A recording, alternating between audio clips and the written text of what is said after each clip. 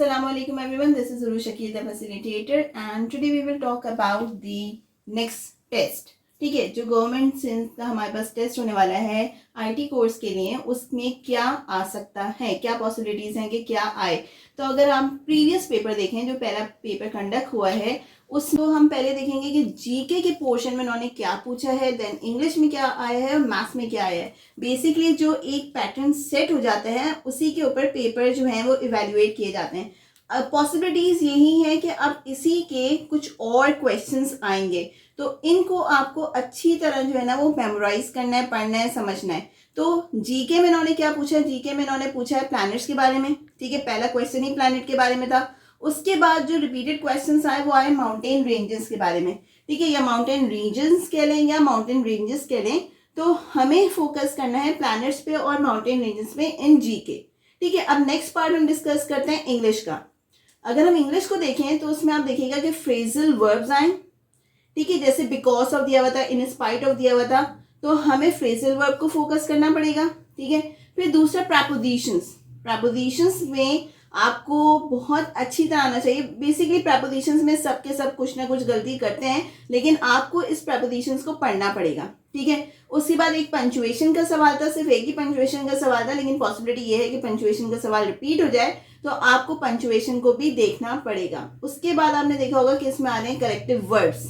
ठीक है, collective words के बाद हमने देखा होगा सूटेबल वर्ड्स आ रहे हैं, सूटेबल वर्ड्स आ रहे हैं। ठीक है, और वर्ड्स आ रहे थे, फॉर्म दी हुई थी। ठीक है, तो ये सारे आपको इंग्लिश के पोर्शन में कवर करने पड़ेंगे। कौन कौन से? Phrasal verb, propositions, punctuation, collective verbs और सूटेबल वर्ब्स, और उसके बाद वर्ड। ठीक है, ये सारा आ गया आपका इंग्लिश का पोर्शन। तीसरा इन्होंने पूछा है मैथ्स। इन्होंने सिर्फ 3 ही सब्जेक्ट्स पूछे हैं, एक पूछा है जीके, दूसरा पूछा है इंग्लिश और तीसरा पूछा है मैथमेटिक्स। ठीक है, तो हम मैथ्स की बात करते हैं। मैथ्स में इन्होंने सबसे पहले पूछा है परसेंटेज।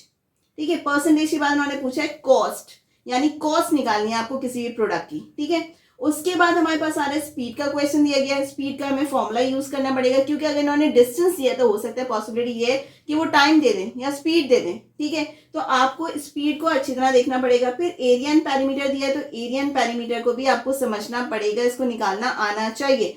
दूसरी बात इन्होंने दी है पावर। पावर आपको कैसे निकालनी है वो आपको पता होना चाहिए। मतलब पावर्स तो बहुत सारी तरीके से होते हैं, अगर मैं ये लिख दूं तो ये भी एक पावर है। ठीक है, तो लेकिन ये सॉल्व कैसे होगा ये हमें सीखना है।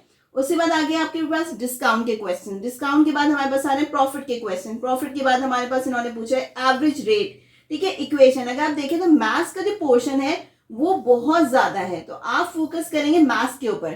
ठीक है, ये वाली चीज हम नेक्स्ट वीडियो के अंदर करने वाले हैं, लेकिन अभी आपको क्या करना है, मैंने आपको तीनों सब्जेक्ट्स बता दिए कि इन्होंने 3 सब्जेक्ट्स में कौन कौन से टॉपिक्स को टच किया है। तो आप ये नेक्स्ट टेस्ट के लिए जरूर प्रिपेयर करेगा, so that you can get good marks.